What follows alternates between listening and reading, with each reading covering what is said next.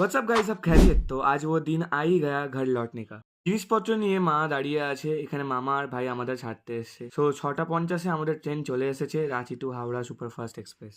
এই হলো আমাদের সিট 55 and 56। মামা আর ভাইকে টাটা বলে দিয়ে সিটে বসে পড়লাম। চলো এবার জার্নি শুরু করা যাক। 6:57-তে ট্রেন ছেড়ে দিয়েছে আর আমি একটু ইমোশনাল হওয়ার নাটক করছি এখানে।